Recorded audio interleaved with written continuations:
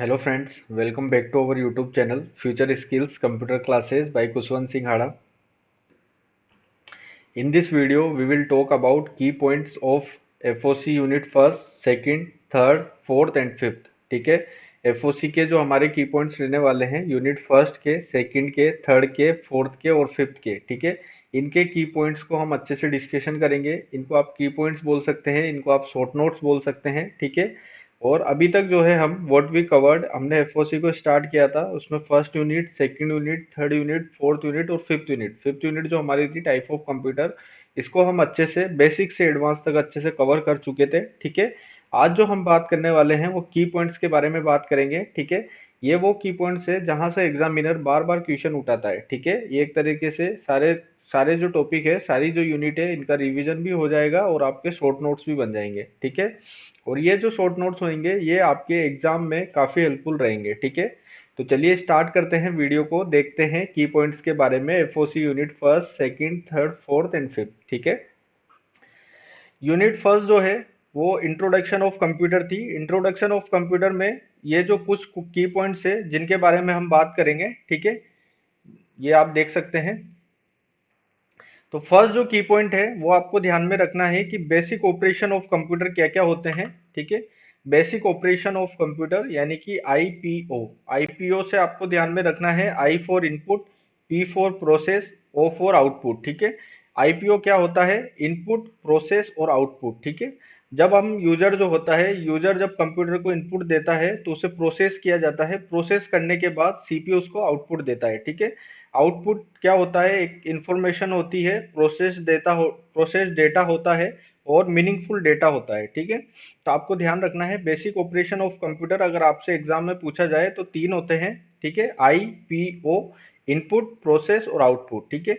उसके बाद जो है data processing cycle. Data processing cycle क्या होता है? तो आई पी ओ एस, इसमें एक टर्म और जुड़ जाती है जिसका नाम है एस. S for storage. ठीक है. Input, process, output and storage. ठीक है. अगर आपसे डेटा प्रोसेसिंग साइकिल के बारे में पूछा जाए तो input, process, output and storage. ठीक है. उसके बाद डेटा मैनेजमेंट साइकिल क्या होता है? तो ये आपको ध्यान में रखना है I P O S C. Input, process, output, storage and control. ठीक है. इसमें एक नई टर्म जुड़ती है, उसका नाम है सी. सी फॉर कंट्रोल. ठीक है. तो ये तीन बेसिक चीजें थी जो हमने इंट्रोडक्शन ऑफ कंप्यूटर में, जब हमने इंट्रोडक्शन ऑफ कंप्यूटर पढ़ा था उस टाइम पे इसको अच्छे से कवर किया था. और ये अपने की पॉइंट्स है इंट्रोडक्शन ऑफ कंप्यूटर के. ये बेसिकली इनको लाने का पर्पज यही है कि आप एग्जाम टाइम में गलतियां ना करें और एक तरीके से आपका शॉर्ट रिवीजन भी हो जाएगा और शॉर्ट नोट्स भी आपके बन जाएंगे. ठीक है. और ये जो पीडीएफ है आपकी वीडियो के डिस्क्रिप्शन में आप जाके इसको इजीली डाउनलोड भी कर सकते हैं. ठीक है. चलिए आगे बढ़ते हैं. ठीक है. आगे जो हम बात करने वाले हैं, इस ये जो हमने सीक्वेंस पढ़ा था कि डेटा के बाद क्या आता है, तो प्रोसेस. प्रोसेस से क्या बनता है? इंफॉर्मेशन. इंफॉर्मेशन से मिलता है नॉलेज. नॉलेज से बनती है बुद्धि. ठीक है. तो ये सीक्वेंस को आप ध्यान रखेंगे. डेटा, प्रोसेस, इंफॉर्मेशन, नॉलेज और विजडम. ठीक है. ये सीक्वेंस कई बार एग्जाम में पूछ लेता है. जैसे आइए एग्जाम 2018 में पूछा गया था कि डेटा, डेट, देन क्रॉस यानी कि एक्स यहाँ पे दे दिया था और देन इंफॉर्मेशन. तो यहाँ पे पूछा था उन्होंने कि एक्स के स्थान पर क्या आएगा, तो प्रोसेस आएगा. ठीक है. तो ये सीक्वेंस आपको ध्यान रखनी है, डेटा, प्रोसेस, इंफॉर्मेशन, नॉलेज और विजडम. ठीक है. उसके बाद हम नेक्स्ट पॉइंट जो बात करने वाले हैं वो है कैप्चा. ठीक है. बहुत ही इंपॉर्टेंट पॉइंट है कैप्चा. ठीक है. इसकी फुल फॉर्म आप ध्यान रखेंगे. कैप्चा क्या होता है? Completely automated public Turing test to tell computers and human apart. ठीक है. Completely automated public Turing test to tell computers and human apart. ठीक है. कैप्चा क्या है? कैप्चा एक चैलेंज रेस्पॉन्स टेस्ट होता है जिसमें विभिन्न फ्रेसेस के आधार पर यूजर का पता लगाया जाता है. ठीक है. कैप्चा को बेसिकली आप इस तरीके से समझ सकते हैं, जब भी यूजर किसी भी वेबसाइट पर लॉगिन करता है तो वेबसाइट के द्वारा उससे कैप्चा फिलअप कराया जाता है. कैप्चा इमेज फॉर्म में भी हो सकता है, टेक्स्ट फॉर्म में भी हो सकता है, वीडियो भी हो सकती है. ठीक है. और ऑडियो भी हो सकती है. ठीक है. तो वो उस टाइम पे जब कैप्चा फिलअप कराया जाता है वो इसलिए करवाया जाता है बेसिकली ताकि जो वेबसाइट है उसको पता लग सके कि जो लॉगिन कर रहा है वो एक ह्यूमन बीइंग है या रोबोट है. ठीक है. तो दोनों को डिफरेंशिएट करने के लिए कैप्चा को यूज में लिया जाता है. ठीक है. कैप्चा की फुल फॉर्म आप ध्यान रखेंगे, completely automated public Turing test to tell computers and human apart, ठीक है। इसको वर्ष 2003 में बनाया गया था। इसके आविष्कारक ध्यान रखें आप, वॉन, ब्लम, हुपर और लेकफोर्ड, ठीक है। ये इसके आविष्कारक थे जिन्होंने कैप्चा को बनाया था, ठीक है। तो ये हमने बेसिकली इंट्रोडक्शन ऑफ कंप्यूटर की स्लाइड नंबर 1 को अच्छे से कवर किया है, जिसमें ये कुछ की पॉइंट्स थे जिनको हमने अच्छे से कवर किया। चलिए आगे बढ़ते हैं, आगे देखते हैं इंट्रोडक्शन ऑफ कंप्यूटर के की पॉइंट्स। नेक्स्ट जो की पॉइंट है वो है, कंप्यूटर कुछ pre defined instructions and user द्वारा दिए गए आधार पर ऑटोमेटिकली कैलकुलेशन कर सकता है, ठीक है। तो ये एक तरीके से एडवांटेज ऑफ कंप्यूटर का पॉइंट है कि कंप्यूटर कुछ pre defined instructions and user द्वारा दिए गए आधार पर कैलकुलेशन कर सकता है, तो ऑटोमेटिकली कैलकुलेशन कर सकता है। तो इस पॉइंट को क्या बोला जाता है, तो ये ऑटोमेटिक यानी कि स्वचालित रूप से कंप्यूटर जब भी कोई यूजर इसको इंस्ट्रक्शन देगा तो उसको ऑटोमेटिकली कैलकुलेशन कर देगा, यानी कि ये एक एडवांटेज है कंप्यूटर का। तो बेसिकली आपसे ये डेफिनेशन देके पूछा जाता है कि इस डेफिनेशन को क्या बोला जाता है, तो आप ध्यान रखेंगे इसको ऑटोमेटिक बोला जाता है, ठीक है। ये एडवांटेज है कंप्यूटर का। नेक्स्ट की पॉइंट की अगर हम बात करें तो कंप्यूटर लगातार 24/7 बिना थके समान सटीकता, ठीक है, समान रिलायबिलिटी और समान कंसिस्टेंसी के साथ काम कर सकता है, ठीक है। अगर आपसे ये पूछा जाए कि ये लगातार 24/7 कंप्यूटर बिना थके समान रिलायबिलिटी और कंसिस्टेंसी के साथ काम कर सकता है, इस विशेषता को क्या बोला जाता है, तो इस विशेषता को कंप्यूटर की डिलीजेंसी बोला जाता है, यानी कि उद्यमशीलता, ठीक है। कंप्यूटर 24/7 बिना थके काम कर सकता है और इस विशेषता को डिलीजेंसी बोला जाता है, ठीक है। तो एग्जाम में अगर आपसे पूछा जाए कि कंप्यूटर लगातार 24/7 बिना थके समान सटीकता, समान रिलायबिलिटी और कंसिस्टेंसी के साथ काम कर सकता है, इस विशेषता को कंप्यूटर की कौन सी विशेषता बोला जाता है, तो आप ध्यान रखेंगे इस विशेषता को कंप्यूटर की डिलीजेंसी यानी कि उद्यमशीलता बोला जाता है, ठीक है। नेक्स्ट पॉइंट की अगर हम बात करें तो 1 बाइट इक्वल्स टू 8 बिट्स, ठीक है। ये एक मेमोरी का पॉइंट है, लेकिन आप इंट्रोडक्शन ऑफ कंप्यूटर में भी इसको ध्यान रखेंगे। अगर आप हम जब मेमोरी पढ़ेंगे उसको उस टाइम पे हम इस पॉइंट को वापस से पढ़ेंगे, लेकिन आप इसको अभी अभी इस पॉइंट को इसलिए ध्यान रखें कि ये इंट्रोडक्शन ऑफ कंप्यूटर में भी पूछा जाता है कई बार। तो आप 1 बाइट इक्वल्स टू 8 बिट्स, ठीक है। यानी कि एक बाइट के अंतर्गत ग्रुप ऑफ 8 बिट्स होते हैं, ठीक है। तो एक ग्रुप ऑफ 8 बिट्स मिलकर 1 बाइट का निर्माण करते हैं, ठीक है। तो ये पॉइंट को आप ध्यान रखेंगे, ठीक है। तो basically introduction of computer unit first से जो भी इंपॉर्टेंट की पॉइंट्स बनते थे उनके बारे में हमने बात करी, ठीक है। चलिए नेक्स्ट पॉइंट की जो बात करेंगे, नेक्स्ट जो यूनिट है हमारी वो है सेकंड यूनिट, जिसका नाम है कंप्यूटर सिस्टम। कंप्यूटर सिस्टम को हमने पता है, हमने जब पढ़ा था इसको तो वन शॉट में पढ़ा था, 30 मिनट्स का हमारा वीडियो था। 30 मिनट्स में हमने इसको एकदम बेसिक यानी कि जीरो से उठाकर एकदम एडवांस यानी कि फुल मतलब एकदम कंप्लीट तरीके से इसको पढ़ा था, ठीक है। अगर आपने अभी तक कंप्यूटर सिस्टम का वीडियो नहीं देखा है तो आपको वीडियो के डिस्क्रिप्शन में लिंक मिल जाएगा, आप वहां से जाके इसको अच्छे से कवर कर सकते हैं, ठीक है। चलिए इसके की पॉइंट्स के बारे में बात करते हैं जहां से एग्जामिनर बार बार एग्जाम में क्वेश्चन पूछता है, ठीक है। तो ये वही की पॉइंट्स है जहां से एग्जामिनर बार बार क्वेश्चन पुटअप करता है, ठीक है। तो इनको समझते हैं हम। Unit second computer system. अगर आपसे पूछा जाए ब्रेन ऑफ कंप्यूटर क्या होता है तो आपको ध्यान रखना है सीपीयू, ठीक है, ठीक है। सीपीयू को ही ब्रेन ऑफ कंप्यूटर बोला जाता है। सीपीयू की फुल फॉर्म ध्यान रखेंगे आप, सेंट्रल प्रोसेसिंग यूनिट, ठीक है। अगर आपसे पूछा जाए कैलकुलेटर ऑफ ब्रेन, ठीक है, अगर आपसे पूछा जाए ब्रेन ऑफ कंप्यूटर तो सीपीयू है, लेकिन कैलकुलेटर ऑफ ब्रेन क्या है, ठीक है, तो वो है एएलयू, ठीक है। एएलयू क्या होता है, एक तरीके से सीपीयू का पार्ट होता है जो कि अर्थमेटिक एंड लॉजिकल कैलकुलेशन करने के लिए काम में आता है, ठीक है। तो ब्रेन ऑफ कंप्यूटर तो सीपीयू है, लेकिन कैलकुलेटर ऑफ ब्रेन जो है वो है एलयू। और अगर आपसे पूछा जाए मैनेजर ऑफ ब्रेन तो वो है सीयू। सीयू क्या होता है, कंट्रोल यूनिट होती है, ये भी सीपीयू का पार्ट है, जो कि कंप्यूटर के जितने भी रिसोर्सेज होते हैं उनको कंट्रोल और मैनेज करने के लिए इसका उपयोग लिया जाता है, ठीक है। अगर आपसे पूछा जाए तो ये मैनेजर होती है एक तरीके से, ठीक है, मैनेजर ऑफ ब्रेन है, यानी कि ये मैनेजर की तरह कार्य करती है सीपीयू में, ठीक है, सारी चीजों को मैनेज करने का काम करती है। तो इसको मैनेजर ऑफ ब्रेन कहा जाता है। मैनेजर ऑफ ब्रेन पूछा जाए तो control unit, calculator of brain पूछा जाए तो एएलयू यानी कि अर्थमेटिक एंड लॉजिकल यूनिट, और ब्रेन ऑफ कंप्यूटर पूछा जाए तो सीपीयू, सीपीयू यानी कि सेंट्रल प्रोसेसिंग यूनिट, ठीक है। नेक्स्ट जो पॉइंट है वो है सीपीयू को बनाने के लिए किस सेमीकंडक्टर धातु का इस्तेमाल किया जाता है, ठीक है। जो सेमीकंडक्टर धातु आपको पता है सीपीयू को बनाने में यूज में ली जाती है। ये एग्जाम में बार बार क्वेश्चन पूछा जाता है कि सीपीयू को बनाने के लिए किस सेमीकंडक्टर धातु का इस्तेमाल किया जाता है। तो आप ध्यान रखेंगे सिलिकॉन, जर्मेनियम और गैलियम आर्सेनाइड, तीन सिलिकॉन धातु है जिनका थोड़ी तीन सेमीकंडक्टर धातु होती है जिनका उपयोग सीपीयू सीपीयू को बनाने में किया जाता है। First one is silicon, second one is germanium, third one is gallium arsenide. ठीक है, इन तीनों का आप अच्छे से ध्यान रखेंगे।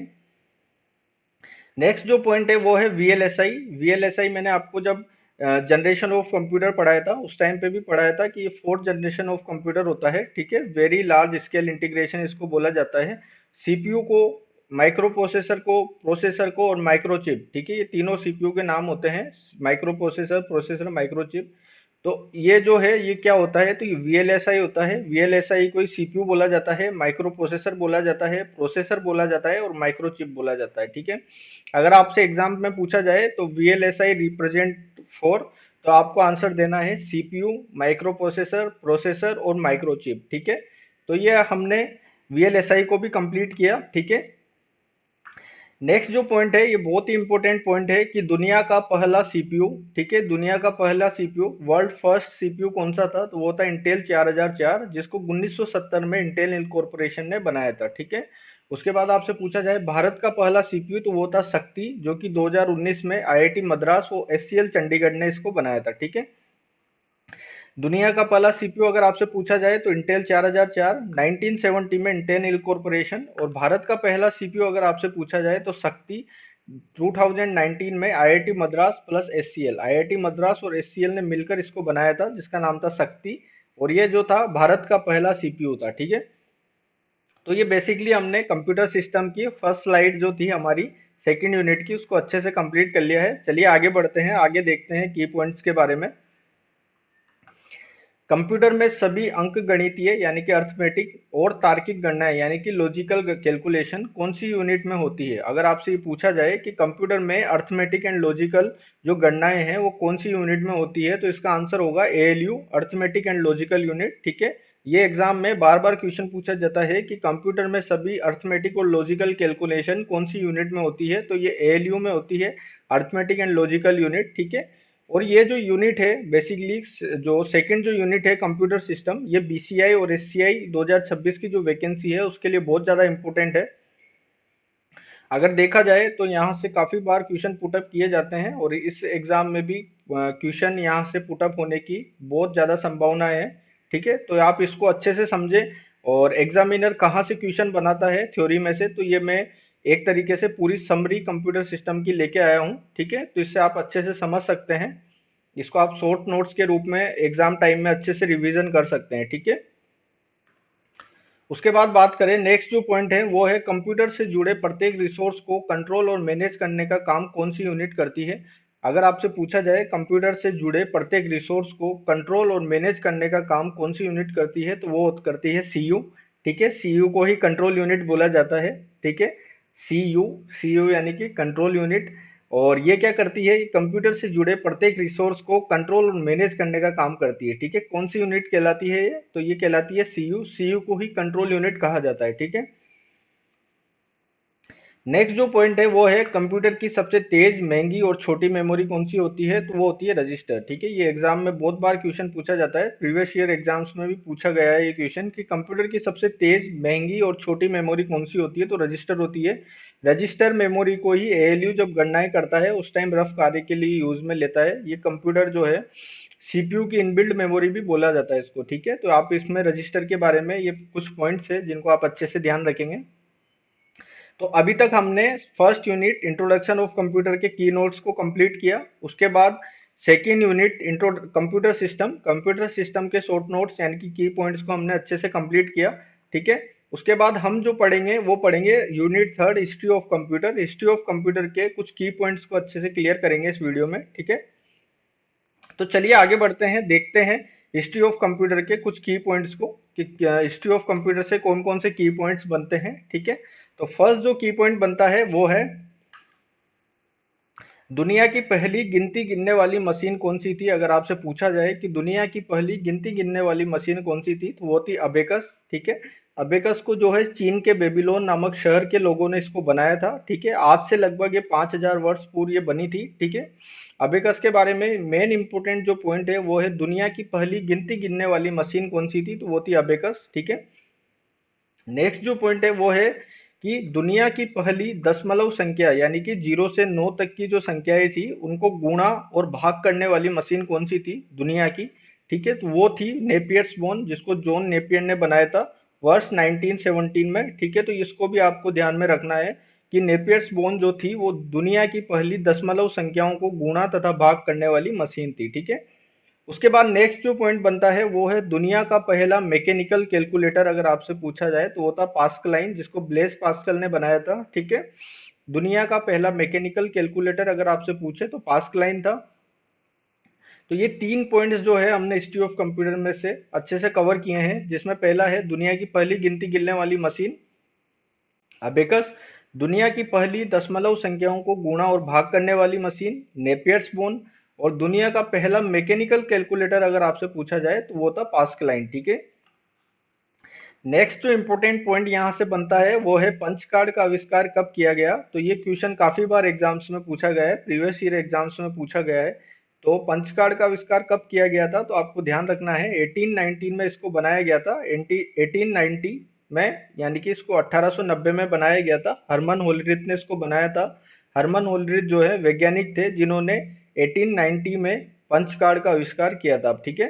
पंच कार्ड क्या होता था, एक कार्डबोर्ड का टुकड़ा होता था जिसमें कुछ छिद्र होते थे जहां पे 0 और 1 का कॉन्सेप्ट इसमें लागू होता था, ठीक है।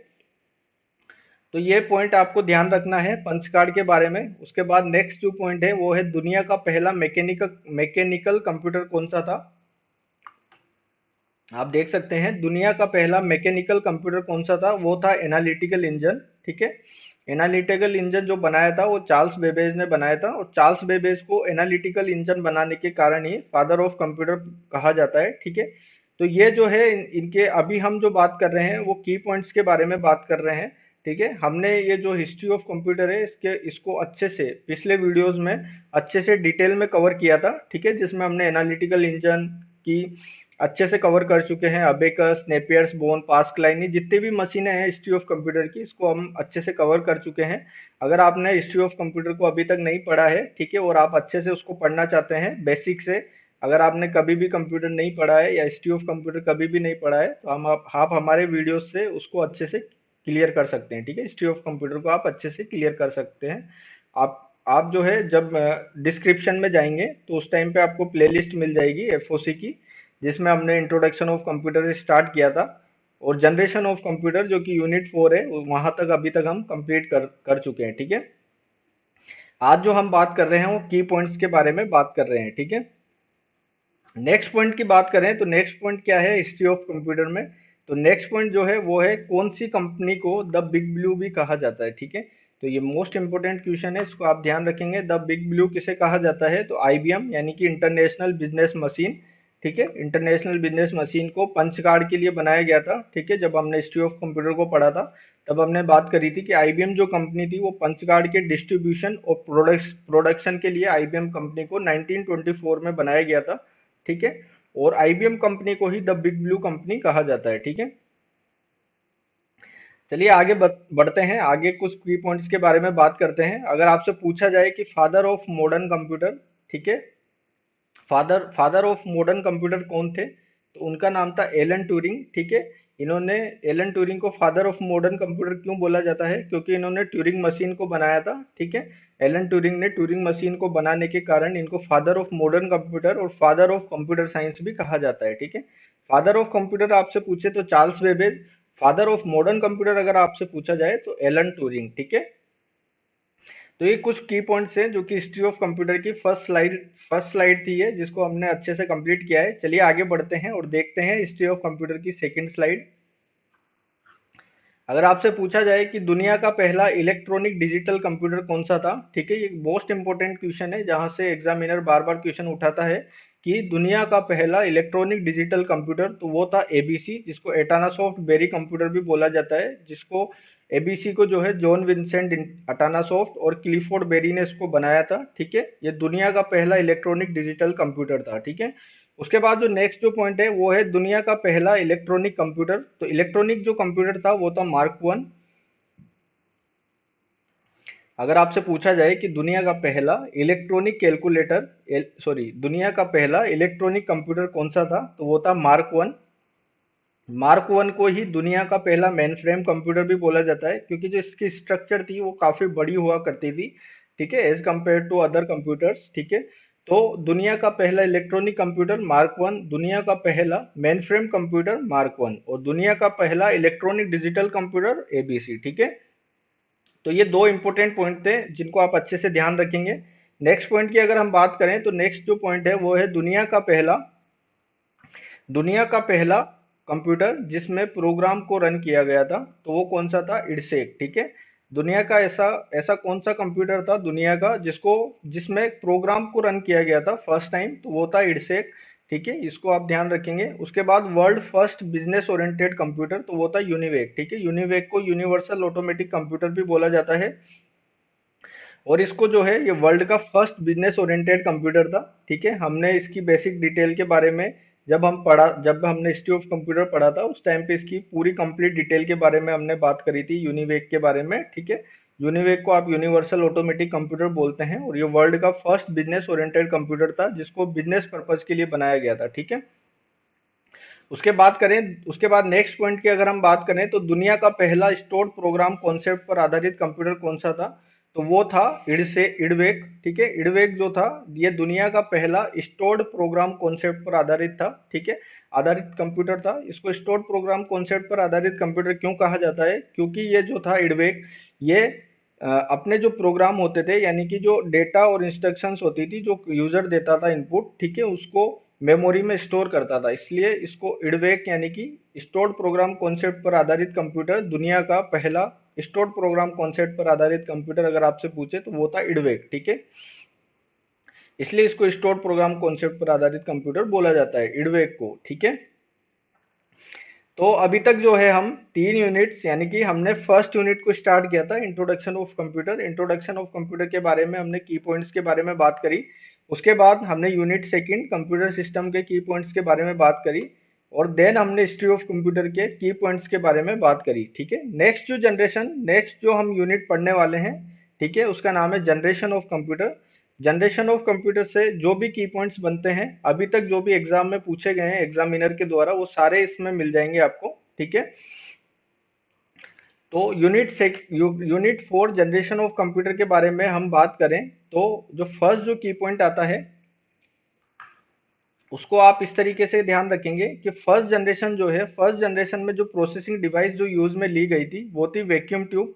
सेकंड जनरेशन में ट्रांजिस्टर, थर्ड जनरेशन में आईसी, फोर्थ जनरेशन में microprocessor and fifth generation में एआई, ठीक है। तो vacuum tube, transistor, IC, then microprocessor, then AI, ठीक है, ये सीक्वेंस आपको ध्यान रखना है। फर्स्ट जनरेशन में वैक्यूम ट्यूब को रिप्लेस करके ट्रांजिस्टर को बनाया गया, ट्रांजिस्टर को रिप्लेस करके आईसी को बनाया गया, और आईसी को रिप्लेस करके माइक्रो प्रोसेसर बनाए गए, माइक्रो प्रोसेसर को रिप्लेस करके एआई टेक्नोलॉजी का यूज लिया गया, ठीक है। तो ये जो है प्रोसेसिंग डिवाइस के बारे में हमने बात करी। अगर हम फर्स्ट जनरेशन से लेके फिफ्थ जनरेशन के टाइम पीरियड की अगर हम बात करें तो फर्स्ट जनरेशन का जो टाइम पीरियड था वो था 1942 से 1955, ठीक है। ये एग्जाम में पूछे जाते हैं टाइम पीरियड, तो एक टाइम पीरियड काफी इंपॉर्टेंट है, इनको आप अच्छे से ध्यान रखेंगे कि सेकेंड जनरेशन का जो टाइम पीरियड था वो कितना था, 1955 से 1965, थर्ड जनरेशन का 1965 से 1975, और फोर्थ जनरेशन का था 1975 से 1989, ठीक है। और फिफ्थ जनरेशन का जो टाइम पीरियड था वो था 1989 से अभी तक, यानी कि प्रेजेंट अभी तक जो है वो फिफ्थ जनरेशन कंप्यूटर्स को हम यूज में ले रहे हैं, ठीक है। जो लैपटॉप आप देखते हैं, सीपीयू जो आप देखते हैं, अभी जो कंप्यूटर आप देख रहे हैं, ठीक है, टैबलेट, क्रोम बुक, ठीक है, ये जो भी है ये फिफ्थ जनरेशन ऑफ कंप्यूटर है, ठीक है। तो ये आप टाइम पीरियड को ध्यान रखें, first generation, second generation, third generation, fourth generation and fifth generation, ठीक है। फिर उसके पहले हमने प्रोसेसिंग डिवाइस के बारे में अच्छे से समझा, ठीक है। एक कंप्यूटर जो है बार बार एग्जाम में पूछा जाता है वो है IBM 1401, ठीक है। ये कौन सी जनरेशन ऑफ कंप्यूटर था, तो ये था सेकंड जनरेशन ऑफ कंप्यूटर, ठीक है। ये प्रीवियस ईयर क्वेश्चन है, इसको बार बार एग्जाम में पूछा जाता है, तो आप इसको ध्यान रखेंगे कि IBM 1401 कौन सी जनरेशन ऑफ कंप्यूटर था, तो ये सेकंड जनरेशन ऑफ कंप्यूटर था, ठीक है। जब हमने जनरेशन ऑफ कंप्यूटर को पढ़ा था उस टाइम पे हमने एक टेबल के बारे में बात करी थी, उस टेबल में एग्जाम्पल्स के बारे में बात करी थी, उसमें काफी सारे कंप्यूटर्स के एग्जाम्पल्स थे, ठीक है। आप उनको अच्छे से ध्यान रखेंगे। उसमें जो इम्पोर्टेंट जो बनता है वो है IBM 1401, ठीक है। ये सेकेंड जनरेशन ऑफ कंप्यूटर था, ठीक है। चलिए नेक्स्ट पॉइंट की बात करते हैं। नेक्स्ट जो पॉइंट है वो है in which generation transistor was use, ठीक है। ट्रांजिस्टर को कौन सी जनरेशन में यूज में लिया गया था, तो वो थी सेकेंड जनरेशन, ठीक है। सेकेंड जनरेशन मैंने आपको यहाँ पे पढ़ाया था कि वैक्यूम ट्यूब को रिप्लेस करके ट्रांजिस्टर को सेकेंड जनरेशन में यूज में लिया गया था, ठीक है। नेक्स्ट जो पॉइंट है वो है जापानी पांचवी पीढ़ी के कंप्यूटर्स के लिए कौन सी भाषा का आधार के रूप में इस्तेमाल किया जा रहा है, तो प्रोलोग, ठीक है। फिफ्थ जनरेशन ऑफ कंप्यूटर में जब हमने पढ़ा था तो उसमें हमने लैंग्वेज के बारे में बात करी थी, तो लैंग्वेज में जो थी वो प्रोलोग लैंग्वेज जो है ये फिफ्थ जनरेशन ऑफ कंप्यूटर थी, ठीक है। तो वो टेबल में जो भी लैंग्वेज लिखाई गई थी फिफ्थ जनरेशन ऑफ कंप्यूटर में, आप उसको अच्छे से पढ़ें और उनको अच्छे से समझें, ठीक है, और उनको ध्यान में रखें, ठीक है। क्वेश्चन इस तरीके से पुटअप हो सकता है आपसे कि फिफ्थ जनरेशन ऑफ कंप्यूटर जो कि जापानी कंप्यूटर्स में यूज में ली गई थी वो लैंग्वेज कौन सी थी, तो वो थी प्रोलोग, ठीक है। चलिए नेक्स्ट पॉइंट की बात करते हैं। जनरेशन ऑफ कंप्यूटर की फर्स्ट यूनिट जो थी हमारी, फर्स्ट जो स्लाइड थी उसको हम अच्छे से कवर कर चुके हैं, जिसमें हमने vacuum tube, transistor, IC, micro processor, AI जो हमारी प्रोसेसिंग डिवाइसेस थी इसके बारे में हमने अच्छे से कवर किया। उसके बाद हम टाइम पीरियड के बारे में IBM 1401 जो कि सेकंड जनरेशन कंप्यूटर था, उसके बाद ट्रांजिस्टर को सेकंड जनरेशन में यूज में ले गया, और जो प्रोलॉग जो थी ये फिफ्थ जनरेशन ऑफ कंप्यूटर की लैंग्वेज थी, ठीक है। नेक्स्ट जो स्लाइड जो है, नेक्स्ट जो पॉइंट्स है हमारे की पॉइंट्स उनके बारे में बात करते हैं, ठीक है। एकीकृत सर्किट यानी कि IC यानी कि इंटीग्रेटेड सर्किट का प्रयोग किस पीढ़ी के कंप्यूटर में शुरू हुआ, ठीक है। तो जब हमने टेबल पढ़ी थी उस टाइम मैंने आपको बताया था कि IC से क्वेश्चन पूछा जाता है, ठीक है। IC को कब से यूज में लिया गया है, तो इसको IC को थर्ड जनरेशन से यूज में लिया गया था, जिसमें SSI और MSI स्मॉल स्केल इंटीग्रेशन और मीडियम स्केल इंटीग्रेशन से IC को यूज में लेना स्टार्ट हुआ था, ठीक है। तो अगर आपसे पूछा जाए IC यानी कि इंटीग्रेटेड सर्किट का इस्तेमाल किस पीढ़ी के कंप्यूटर में शुरू हुआ, तो ये थर्ड जनरेशन में इसको यूज में लेना स्टार्ट हुआ, ठीक है। उसके बाद नेक्स्ट जो की पॉइंट है वो है कंप्यूटर की कौन सी पीढ़ी AI यानी कि कृत्रिम बुद्धिमत्ता यानी कि आर्टिफिशियल इंटेलिजेंस से संबंधित है। तो आपको पता है आज के जो कंप्यूटर्स हैं, आज के जो लैपटॉप्स हैं, आज के जो मोबाइल्स हैं, उनमें जो है AI टेक्नोलॉजी का यूज में लिया जाता है, यानी कि आर्टिफिशियल इंटेलिजेंस को, AI टेक्नोलॉजी को आज के कंप्यूटर्स में यूज में लिया जाता है। जो आज के जो कंप्यूटर्स होते हैं वो फिफ्थ जनरेशन ऑफ कंप्यूटर हैं, ठीक है। तो AI जो टेक्नोलॉजी है उसको कौन सी जनरेशन में यूज में लिया गया था, तो ये आपको ध्यान में रखना है, फिफ्थ जनरेशन ऑफ कंप्यूटर में इसको यूज में लिया गया था, ठीक है। नेक्स्ट जो पॉइंट है वो है IC से रिलेटेड, इंटीग्रेटेड सर्किट से रिलेटेड, कि इंटीग्रेटेड सर्किट को कब बनाया गया, तो 1959 में इसको बनाया गया था। जैक किल्बी और रॉबर्ट नोई ने इसको मिलकर बनाया था, ठीक है, 1959 में, ठीक है। और IC है सिक्स टाइप, ठीक है। अगर आपसे टाइप पूछे जाए IC के, तो IC के 6 टाइप होते हैं। फर्स्ट जो होता है SSI यानी कि small scale integration, second one is MSI medium scale integration, third जो है वो है LSI large scale integration, fourth one is VLSI very large scale integration, जिसी को ही CPU माइक्रो प्रोसेसर भी बोला जाता है, प्रोसेसर, माइक्रोचिप, मोनोलिथिक चिप, ठीक है। तो ये जो भी है VLSI को जो है वेरी लार्ज स्केल इंटीग्रेशन बोला जाता है, ये एक IC का टाइप था। और फिफ्थ जो IC का टाइप था उसका नाम था ULSI, जिसको अल्ट्रा लार्ज स्केल इंटीग्रेशन कहते हैं। और सिक्स्थ वन जो लास्ट जो थी IC की जो टाइप थी वो थी GSI, जिसको गेंट स्केल इंटीग्रेशन कहा जाता है, ठीक है। तो ये जो है हमने जनरेशन ऑफ कंप्यूटर को भी अच्छे से कंप्लीट कर लिया है। Generation of unit 5 type of computer, ठीक है। टाइप ऑफ कंप्यूटर की बात करें तो फर्स्ट जो की पॉइंट है हमारा, फर्स्ट जो की पॉइंट बनता है यहाँ से वो बनता है ऐसे कंप्यूटर जो कई काम करने के लिए बनाए जाते हैं, ठीक है। आप ये नोट्स देख सकते हैं, इस तरीके से स्लाइड्स रहेगी हमारी, ठीक है। ये वाली फर्स्ट, ये सेकंड स्लाइड है, ठीक है, ये थर्ड स्लाइड है, ये फोर्थ है, ये फिफ्थ है, ठीक है। ये इस तरीके से आपके शॉर्ट नोट्स तैयार हो जाएंगे अच्छे से, ठीक है। तो आप अच्छे से लास्ट में जब एग्जाम टाइम पे आप रिवीजन करें तो वहां पे आपके लिए ये हेल्पफुल रहेंगे, ठीक है। तो फर्स्ट जो हमारा पॉइंट है, फर्स्ट पॉइंट की बात करते हैं। ऐसे कंप्यूटर जो कई काम करने के लिए बनाए जाते हैं तो उनको बोला जाता है जनरल पर्पस कंप्यूटर। तो अगर एग्जाम में आपसे पूछा जाए ऐसे कंप्यूटर जो कहीं काम करने के लिए बनाए जाते हैं, ठीक है, आपको पता है हमारे जो पर्सनल कंप्यूटर होते हैं वो एक तरीके से जनरल पर्पस कंप्यूटर होते हैं और उनको एक से अधिक काम करने के लिए बनाया जाता है, ठीक है। जैसे हम हमारे पर्सनल कंप्यूटर में पढ़ाई कर सकते हैं, गेम्स खेल सकते हैं, मूवीज देख सकते हैं, ठीक है, और अन्य अन्य प्रकार के काम भी इजीली उन कंप्यूटर्स में कर सकते हैं, तो ठीक है। तो ऐसे कंप्यूटर जो कहीं काम करने के लिए बनाए जाते हैं उनको क्या बोला जाता है, तो उनको जनरल पर्पस कंप्यूटर बोला जाता है, ठीक है। तो नेक्स्ट जो हमारा की पॉइंट है वो है ऐसे कंप्यूटर जो भौतिक मात्राओं में डेटा को प्रोसेस करते हैं उनको कौन से कंप्यूटर बोला जाता है, तो एनालॉग कंप्यूटर, ठीक है। जब हमने इसको थ्योरी के रूप में पूरी बेसिक डिटेल्स को अच्छे से कवर किया था उस टाइम पे हमने बात करी थी कि एनालॉग जो कंप्यूटर होते हैं वो ऐसे कंप्यूटर होते हैं जो फिजिकल क्वांटिटीज में डेटा को प्रोसेस करते हैं, ठीक है। फिजिकल क्वांटिटीज क्या होती है, जो निरंतर चेंज होती रहती है, ठीक है। जैसे हमने बात करी थी तापमान, दाब, बहाव, ये सब चीजें क्या है, ये जो ताप, दाब, बहाव, ये सब चीजें क्या है, ये फिजिकल क्वांटिटीज है, ठीक है। फिजिकल क्वांटिटीज क्या होती है, निरंतर चेंज होती रहती है। तो निरंतर जो चेंज होती रहती है फिजिकल क्वांटिटीज में डेटा को जो प्रोसेस करते हैं वो कंप्यूटर कौन से होते हैं, एनालॉग कंप्यूटर होते हैं, ठीक है। चलिए नेक्स्ट की पॉइंट की बात करते हैं। नेक्स्ट जो की पॉइंट है हमारा वोल्ट मीटर और स्पीडोमीटर उदाहरण है। अगर आपसे पूछा जाए वोल्ट मीटर और स्पीडोमीटर कौन से कंप्यूटर होते हैं, तो ये जो होते हैं एनालॉग कंप्यूटर होते हैं, ठीक है। तो ये डायरेक्ट क्वेश्चन बन सकता है, यहाँ से एग्जामिनर आपसे डायरेक्ट एग्जाम में क्वेश्चन पूछ सकता है कि वोल्ट मीटर और स्पीडोमीटर कौन से कंप्यूटर के उदाहरण होते हैं, तो एनालॉग कंप्यूटर के उदाहरण होते हैं, ठीक है।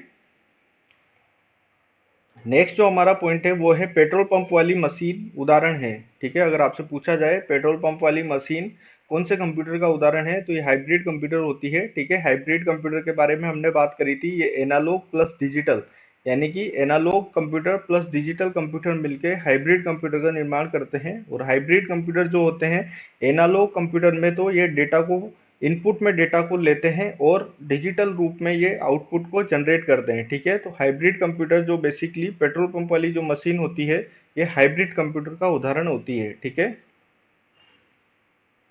नेक्स्ट जो हमारा इंपॉर्टेंट की पॉइंट है उसकी ओर बढ़ते हैं, ठीक है। नेक्स्ट जो हमारा इंपॉर्टेंट की पॉइंट है वो है सर्वर पर काम करते समय कुछ नियम और कानूनों का पालन किया जाता है, उसे क्या कहा जाता है, ठीक है। हमने प्रोटोकॉल्स के बारे में बात करी थी। प्रोटोकॉल्स बहुत ही इंपॉर्टेंट पॉइंट है, यहाँ से एग्जाम में बार बार क्वेश्चन पूछा जाता है। प्रोटोकॉल्स के बारे में एग्जामिनर बार बार क्वेश्चन पूछता है कि प्रोटोकॉल्स होते क्या हैं। तो बेसिकली जब सर्वर पर काम किया जाता है तब कुछ रूल्स और रेगुलेशंस को फॉलो किया जाता है, उसी को ही प्रोटोकॉल्स कहा जाता है, ठीक है। जिस तरीके से ट्रैफिक लाइट्स में ट्रैफिक को सुचारू रूप से चलाने के लिए ट्रैफिक लाइट्स का पालन किया जाता है, उसी प्रकार से नेटवर्क में यानी कि कंप्यूटर में नेटवर्क को शेयर करने के लिए कुछ रूल्स और रेगुलेशंस का पालन किया जाता है, उन्हें प्रोटोकॉल्स कहते हैं, ठीक है। तो ये हमने हमारी फर्स्ट स्लाइड को अच्छे से कवर कर लिया है। नेक्स्ट जो हमारी स्लाइड रहने वाली है टाइप ऑफ कंप्यूटर के की नोट्स के बारे में, ठीक है, तो उसके ओर बढ़ते हैं। नेक्स्ट इंपॉर्टेंट पॉइंट है अपलोडिंग और डाउनलोडिंग, ठीक है। अपलोडिंग के बारे में अगर हम बात करें तो हमने माइंड मैप से इसको समझा था कि लोकल कंप्यूटर से जब कोई फाइल्स बाहर की ओर जाती है तो वो अपलोडिंग कहलाता है, और लोकल कंप्यूटर में जब कोई फाइल्स अंदर की ओर आती है तो वो डाउनलोडिंग कहलाता है। यानी कि लोकल कंप्यूटर से सर्वर पर फाइल भेजना अपलोडिंग और सर्वर से लोकल कंप्यूटर पर फाइल भेजना डाउनलोडिंग, ठीक है। तो ये अपलोडिंग और डाउनलोडिंग को आप अच्छे से समझेंगे, यहाँ से एग्जाम में पूछा जाता है, ठीक है। और ये हमारा बहुत इंपॉर्टेंट की पॉइंट्स है, तो आप इसको अच्छे से ध्यान रखेंगे कि लोकल कंप्यूटर से सर्वर पर फाइल भेजना अपलोडिंग और सर्वर कंप्यूटर से लोकल कंप्यूटर पर फाइल भेजना डाउनलोडिंग, ठीक है। चलिए नेक्स्ट की पॉइंट की ओर बढ़ते हैं। नेक्स्ट जो हमारा की पॉइंट है कुछ इंपॉर्टेंट प्रोटोकॉल्स है, उनकी फुल फॉर्म आपको ध्यान में रखनी है। अगर आपसे पूछा जाए एफटीपी, तो एफटीपी क्या होता है, बेसिकली फाइल ट्रांसफर प्रोटोकॉल। और एसएफटीपी सिंपल, एसएफटीपी क्या होता है, तो सिक्योर फाइल ट्रांसफर प्रोटोकॉल, ठीक है। एफटीपी बेसिकली फाइल सर्वर में काम करता है और ये फाइल्स को ट्रांसफर करने का काम करता है, ठीक है। और सिक्योर तरीके से जो फाइल्स को ट्रांसफर करने का काम करता है वो एसएफटीपी करता है, ठीक है। तो अगर आपसे पूछा जाए एफटीपी की full form file transfer protocol, SFTP की full form secure file transfer protocol, ठीक है। बहुत ही इंपॉर्टेंट पॉइंट है, ये भी एग्जाम में काफी बार यहाँ से क्वेश्चन पूछा जाता है, एग्जामिनर यहाँ से डायरेक्ट क्वेश्चन पुटअप कर लेता है, ठीक है। और अगर आप इस पीडीएफ को डिजिटल रूप में इसी रूप में प्राप्त करना चाहते हैं तो आप हमारे फ्यूचर स्किल्स कंप्यूटर क्लासेस से जुड़कर इस पीडीएफ को प्राप्त कर सकते हैं। ठीक है, डिस्क्रिप्शन में लिंक मिल जाएगा आपको, वहां से आप हमें ज्वाइन कर लें और वहां से आप इस पीडीएफ को डाउनलोड भी कर सकते हैं। ठीक है, नेक्स्ट जो हमारा की पॉइंट है वो है ईमेल। ईमेल को आपको अच्छे से पढ़ना है। ईमेल क्या होती है? इलेक्ट्रॉनिक मेल होती है, जिसको 1971 में इन्वेंटेड बाय रे टॉमलिंसन। ठीक है, तो ईमेल को किसने बनाया था? तो रे टॉमलिंसन ने बनाया था 1971 में। ठीक है, बहुत ही इंपॉर्टेंट पॉइंट है, यहाँ से डायरेक्ट क्वेश्चन पूछ लेता है। ईमेल को किसने बनाया था? तो रे टॉमलिंसन ने बनाया था 1971 में, इसको बनाया था। इसकी फुल फॉर्म क्या थी? तो इसकी फुल फॉर्म थी इलेक्ट्रॉनिक मेल। ठीक है, तो बेसिकली अभी तक हमने दो स्लाइड्स को अच्छे से कवर कर लिया है। हमने टाइप ऑफ कंप्यूटर के शॉर्ट नोट्स को हम पढ़ रहे हैं, की पॉइंट्स को हम पढ़ रहे हैं, जिसमें हमने फर्स्ट स्लाइड ये पढ़ी थी, उसके बाद सेकंड स्लाइड्स को भी हमने अच्छे से कवर कर लिया है। ठीक है, नेक्स्ट जो हमारी स्लाइड रहने वाली है टाइप्स ऑफ कंप्यूटर में, उसकी ओर बढ़ते हैं। ठीक है, अगर आपसे ईमेल सिंटैक्स के बारे में पूछा जाए तो ईमेल का जो सिंटैक्स रहता है, फर्स्ट जो हमने बात करी थी, फर्स्ट जो रहता है वो user name, then then domain name. ठीक है, तो अगर आप इसको इस तरीके से आप समझ सकते हैं, ये मेरी आप जो देख रहे हैं ये मेरी जीमेल आईडी है। ठीक है, तो अगर आपसे पूछा जाए कुशवंत 1616 क्या है, तो ये यूजर नेम है, एट द रेट क्या है, सेपरेटर है, और gmail.com क्या है, डोमेन नेम है। ठीक है, तो बेसिकली एट द रेट से पहले वाला यूजर नेम होता है, एट द रेट से बाद वाला जीमेल डॉट कॉम, यानी कि जीमेल डॉट कॉम जो है एट द रेट से बाद वाला जो होता है वो डोमेन नेम होता है। ठीक है, और एट द रेट एक सेपरेटर होता है, विभाजक होता है। ठीक है, यहाँ से भी एग्जामिनर काफी बार क्वेश्चन बनाता है, तो आप इस पॉइंट को भी अच्छे से ध्यान रखेंगे। ठीक है, नेक्स्ट पॉइंट की ओर बढ़ते हैं। नेक्स्ट जो हमारा पॉइंट है टाइप ऑफ कंप्यूटर का, वो है CC. CC for carbon copy, BCC for blind carbon copy. ठीक है, अगर आपसे पूछा जाए सीसी की फुल फॉर्म क्या होती है, तो कार्बन कॉपी, और बीसीसी की ब्लाइंड कार्बन कॉपी। ठीक है, यहाँ पे एग्जामिनर ब्लैक दे देता है, तो ब्लैक नहीं होगा, ब्लाइंड कार्बन कॉपी होगा। ठीक है, आपको इसको अच्छे से ध्यान रखना है, BCC for blind carbon copy. ठीक है, उसके बाद ही कुछ प्रोटोकॉल्स है, इनकी अच्छे से फुल फॉर्म ध्यान रखेंगे आप, इनकी वर्किंग को भी ध्यान रखेंगे। ठीक है, ये ईमेल्स के प्रोटोकॉल्स है, काफी बार एग्जाम में डायरेक्ट यहाँ से क्वेश्चन पुटअप हो जाता है। ठीक है, अगर आपसे पूछा जाए एसएमटीपी क्या होता है, तो सिंपल मेल ट्रांसफर प्रोटोकॉल। ठीक है, और ये बेसिकली क्या काम करता है, तो ये मेल्स को ट्रांसफर करने का काम करता है। ठीक है, ये एक तरीके से ईमेल प्रोटोकॉल्स होता है। ठीक है, पीओपी थ्री क्या करता है? पी थ्री की जो फुल फॉर्म होती है वो होती है post office protocol version 3। IMAP जो होता है वो होता है इंटरनेट मैसेज एक्सेस प्रोटोकॉल। ठीक है, तो ये तीन प्रोटोकॉल्स को आप अच्छे से ध्यान रखेंगे। SMTP simple mail transfer protocol, POP third post office protocol version 3, IMAP internet message access protocol. ठीक है, तो ये इंटरनेट से, ये जो है ईमेल से रिलेटेड प्रोटोकॉल से, आप इनकी फुल फॉर्म को अच्छे से ध्यान रखेंगे। ठीक है, नेक्स्ट जो हमारा की पॉइंट है उसकी ओर बढ़ते हैं।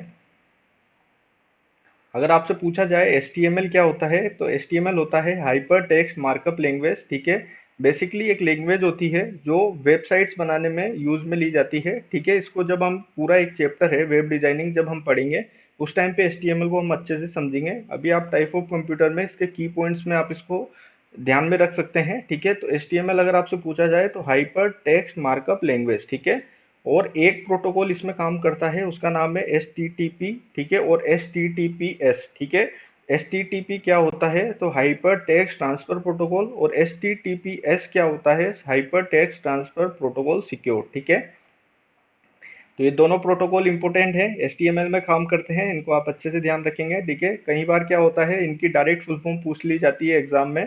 ठीक है, एग्जामिनर डायरेक्ट इनकी फुल फॉर्म पूछ लेता है, तो आप इनको अच्छे से ध्यान रखेंगे। ठीक है, ये की पॉइंट्स काफी इंपॉर्टेंट है, आप इनको रिवीजन के टाइम पे यूज में ले सकते हैं। ठीक है, एग्जाम टाइम में इनको यूज में ले सकते हैं। ठीक है, नेक्स्ट जो हमारा की पॉइंट है वो है, अगर आपसे पूछा जाए नोड या होप कंप्यूटर कौन सा होता है, तो वो होता है क्लाइंट कंप्यूटर। ठीक है, तो नोड और hop computer equals to client computer. अगर आपसे पूछा जाए क्लाइंट कंप्यूटर्स के अन्य नाम कौन कौन से होते हैं, तो नोड और होप कंप्यूटर। ठीक है, एग्जाम में काफी बार पूछा जाता है नोड और होप कंप्यूटर किसे कहते हैं, तो क्लाइंट कंप्यूटर को बोलते हैं। ठीक है, उसके बाद एक इंपॉर्टेंट प्रोटोकॉल होता है, वो होता है आईएमएपी। ठीक है, आईएमएपी क्या होता है, basically internet message access protocol. ठीक है, आईएमएपी की फुल फॉर्म पूछी जाती है एग्जाम में, IMAP internet message access protocol. ठीक है, नेक्स्ट जो हमारा की पॉइंट है वो है ऐसा कंप्यूटर जिसकी प्रोसेसिंग पावर 0% होती है। अगर आपसे पूछा जाए ऐसा कौन सा कंप्यूटर होता है जिसकी प्रोसेसिंग पावर 0% होती है, तो वो होता है टर्मिनल कंप्यूटर। ठीक है, जब हमने इसके बारे में बात करी थी तो टर्मिनल कंप्यूटर बेसिकली दो प्रकार के होते हैं, डम टर्मिनल और इंटेलिजेंट टर्मिनल। और इन टर्मिनल होता क्या है बेसिकली, तो इसकी प्रोसेसिंग पावर 0% होती है। ठीक है, इसमें सीपीयू टर्मिनल जो है डेटा को सर्वर पर प्रोसेस करता है। ठीक है, टर्मिनल की जो है प्रोसेसिंग पावर 0% होती है। ठीक है, तो ये हमने टाइप ऑफ कंप्यूटर की 4 स्लाइड्स को अच्छे से कवर कर लिया है। ठीक है, फर्स्ट हमने ये वाली स्लाइड्स को कवर किया, उसके बाद ये वाला, ठीक है, फिर ये। ठीक है, तो ये की पॉइंट्स हम टाइप्स ऑफ कंप्यूटर के पढ़ रहे हैं, तो 4 स्लाइड्स हम अच्छे से कवर कर चुके हैं। ठीक है, तो नेक्स्ट जो हमारा की पॉइंट है वो है वर्ल्ड फर्स्ट सुपर कंप्यूटर। अगर आपसे पूछा जाए वर्ल्ड का पहला सुपर कंप्यूटर कौन सा था, तो वो था सीडीसी साइबर 6600। ठीक है, इसको कब बनाया गया था, इसको 1964 में बनाया गया था और invented by CDC, control data corporation ने इसको बनाया था, 1964 में बनाया था। सीडीसी साइबर 6600 ये वर्ल्ड का पहला सुपर कंप्यूटर था। ठीक है, तो ये पॉइंट आपको ध्यान रखना है, डायरेक्ट एग्जाम में पूछा जा सकता है। वर्ल्ड का पहला सुपर कंप्यूटर सीडीसी साइबर 6600। ठीक है, 1964 सीडीसी ने इसको बनाया था। फादर ऑफ सुपर कंप्यूटर अगर आपसे पूछा जाए तो सेमूर क्रे। सेमूर क्रे को फादर ऑफ सुपर कंप्यूटर क्यों बोला जाता है, क्योंकि ये जो है सीडीसी साइबर 6600 प्रोजेक्ट के चीफ थे, डायरेक्टर थे, इसलिए इनको फादर ऑफ सुपर कंप्यूटर बोला जाता है। ठीक है, ये इंपॉर्टेंट पॉइंट है, इसको भी आप अच्छे से ध्यान रखेंगे। नेक्स्ट जो हमारा की पॉइंट है वो है, ठीक है, नेक्स्ट जो हमारा इम्पोर्टेंट की पॉइंट है, इम्पोर्टेंट शॉर्ट नोट है, वो है इंडियाज फर्स्ट सुपर कंप्यूटर। अगर आपसे पूछा जाए इंडिया का पहला सुपर कंप्यूटर कौन सा था, तो वो था परम 8000, जिसको 1991 में सीडेक पुणे ने बनाया था। सीडेक मतलब centre for development of advance computing. ठीक है, तो परम 8000 इंडिया का पहला सुपर कंप्यूटर, 1991 सीडेक पुणे। ठीक है, और अगर आप इनको बेसिक से एडवांस तक पूरा कंप्लीट टाइप ऑफ कंप्यूटर को पढ़ना चाहते हैं, तो हमारी पिछली वीडियोस को आप एक्सेस कर सकते हैं, या फिर आपको वीडियो के डिस्क्रिप्शन में प्लेलिस्ट मिल जाएगी आपको, या फिर आप वीडियो के डिस्क्रिप्शन में एफओसी की प्लेलिस्ट को एक्सेस कर सकते हैं। वहां पर आप टाइप ऑफ कंप्यूटर को बेसिक से एडवांस तक, जीरो से एडवांस तक अच्छे से कवर कर सकते हैं। ठीक है, अभी हम बात कर रहे हैं की पॉइंट्स के बारे में, वहां पर हमने डिटेल्स में इन कंप्यूटर्स को अच्छे से समझा था। ठीक है, नेक्स्ट अगर आपसे पूछा जाए father of supercomputer in India कौन थे, तो उनका नाम था विजय पांडुरंग भाटकर। ठीक है, ये जो भाटकर जो थे, ये परम 8000 जो सुपर कंप्यूटर था उसके चीफ थे, डायरेक्टर थे, इसलिए इनको father of supercomputer in India बोला जाता है। ठीक है, अगर आपसे वर्ल्ड का फर्स्ट सुपर कंप्यूटर पूछा जाए तो सीडेक साइबर 6600, 1964 सीडेक। ठीक है, कंट्रोल डेटा कॉर्पोरेशन ने इसको बनाया था। अगर आपसे पूछा जाए फादर ऑफ सुपर कंप्यूटर, तो सेमूर क्रे। और इंडियाज फर्स्ट सुपर कंप्यूटर परम 8000, जिसको 1991 में सीडेक पुणे ने इसको बनाया था। ठीक है, और father of supercomputer in India Vijay Bhatkar. ठीक है, चलिए नेक्स्ट स्लाइड की ओर बढ़ते हैं। नेक्स्ट जो की पॉइंट सुपर कंप्यूटर कौन सा था, तो वो था ईआई कैप्टन। ठीक है, 2024 में इसको बनाया गया था ईआई कैप्टन को। और अगर आपसे पूछा जाए इंडियाज फास्टेस्ट सुपर कंप्यूटर कौन सा था, तो वो था एरावत। एरावत को मई 2023 में बनाया गया था सीडेक पुणे ने। ठीक है, तो ये दोनों कंप्यूटर्स को अच्छे से ध्यान रखेंगे आप। वर्ल्ड का fastest super computer EI captain, India का फास्टेस्ट सुपर कंप्यूटर एरावत, जो कि मई 2023 में सीडेक पुणे ने इसको बनाया था। ठीक है, बहुत ही इंपॉर्टेंट पॉइंट है, एग्जामिनर यहाँ से डायरेक्ट क्वेश्चन उठाता है। ठीक है, अगर आपसे पूछा जाए वर्ल्ड का फर्स्ट सुपर कंप्यूटर, तो होता सीडीसी साइबर 6600, और इंडिया का फर्स्ट सुपर कंप्यूटर था परम 8000। और अगर आपसे पूछा जाए वर्ल्ड का फास्टेस्ट सुपर कंप्यूटर, तो एआई कैप्टन, और इंडिया का फास्टेस्ट सुपर कंप्यूटर था एरावत। ठीक है, नेक्स्ट जो की पॉइंट है वो है बिग आयरन। बिग आयरन अगर आपसे पूछा जाए एग्जाम में, बिग आयरन कौन से कंप्यूटर को बोला, अगर एग्जाम में आपसे पूछा जाए बिग आयरन कौन से कंप्यूटर को बोला जाता है, तो मेन फ्रेम कंप्यूटर को बिग आयरन भी बोला जाता है।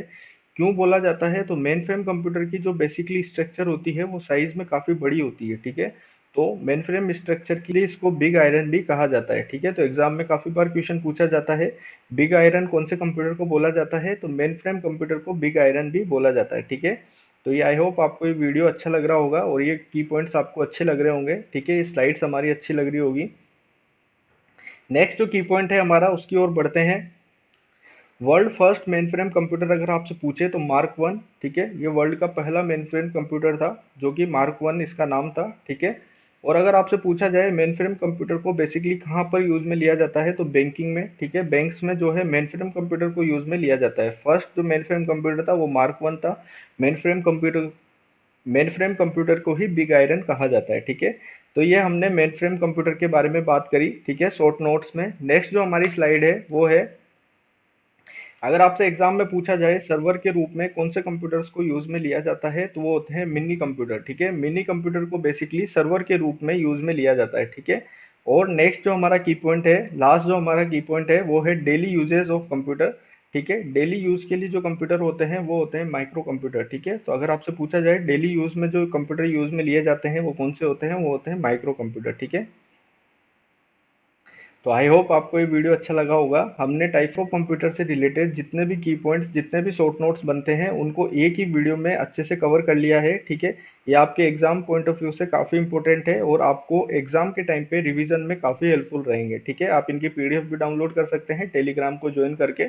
ठीक है, आई होप आपको ये वीडियो अच्छा लगा होगा। ठीक है, वीडियो अच्छा लगा है तो लाइक करें, शेयर करें और सब्सक्राइब जरूर करें चैनल को। ठीक है, हम इस तरीके की वीडियोस और लाते रहेंगे हमारे इस चैनल पे, तो जुड़े रहे चैनल के साथ। ठीक है, और share your feedback in the comment box, हमें फीडबैक जरूर शेयर करें कमेंट बॉक्स में। ठीक है, और सजेशंस भी शेयर कर सकते हैं आप कमेंट बॉक्स में। ठीक है, और कोई भी अगर आपका डाउट रहता है, ठीक है, प्रिपरेशन में बीसीआई एससीआई से रिलेटेड, तो आप हमें कमेंट बॉक्स में पूछ सकते हैं। ठीक है, आप हमारी प्लेलिस्ट को एक्सेस कर सकते हैं, वॉच अवर एफओसी प्लेलिस्ट। ठीक है, यहाँ पे हमारा जो फर्स्ट जो वीडियो था वो था व्हाट इज कंप्यूटर, यहाँ से आप इसको सीक्वेंस में एक्सेस कर सकते हैं। ठीक है, तो ये हमारी एफओसी की प्लेलिस्ट है, आप इसको सीक्वेंस में अच्छे से एक्सेस कर सकते हैं। So thanks for watching, thank you so much. Like share subscribe Future Skills computer classes and press the bell icon for more computer science and exam preparation videos. Thank you so much guys, मिलते हैं next video में, तब तक के लिए bye, take care, have a good day, thank you so much.